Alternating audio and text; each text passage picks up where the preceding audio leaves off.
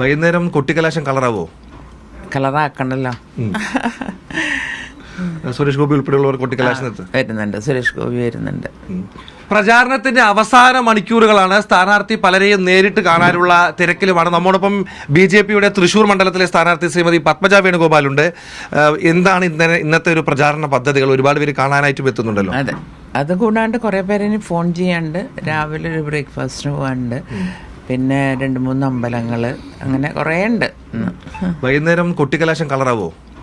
കളറാക്കണ്ടല്ലോ. സുരേഷ് ഗോപി ഉൾപ്പെടെയുള്ളവർ കൊട്ടിക്കലാശം വരുന്നുണ്ട്. സുരേഷ് ഗോപി വരുന്നുണ്ട്. അവസാന നിമിഷത്തിൽ വന്ന് നിൽക്കുമ്പോൾ താങ്കൾക്ക് അനുകൂലമാകുമെന്ന് താങ്കൾ വിശ്വസിക്കുന്ന ഒരു പ്രധാനപ്പെട്ട ഘടകം എന്തായിരിക്കും?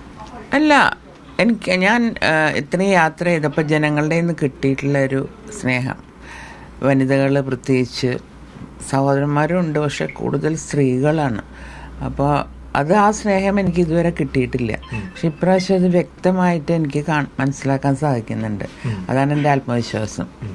ഒരു പ്രവചനത്തിലേക്ക് കടക്കാൻ കഴിയുമോ? ഭൂരിപക്ഷമോ നമ്പർ ഓഫ് വോട്ട്സ് അങ്ങനെ എന്തെങ്കിലും പ്രവചിക്കാനുള്ളൊരു? അതൊന്നും എനിക്കറിയില്ല. ഞാൻ ജോലിസൊന്നും പഠിച്ചിട്ടില്ല. ഒക്കെ ജനങ്ങളുടെ കയ്യിലല്ലേ. അപ്പോൾ ജനങ്ങൾ തീരുമാനിക്കട്ടെ എന്താണ്. എന്തായാലും അവസാന മണിക്കൂറുകളാണ്. താങ്കളുടെ തിരക്ക് മനസ്സിലാക്കുന്ന എല്ലാവിധ ആശംസകളും.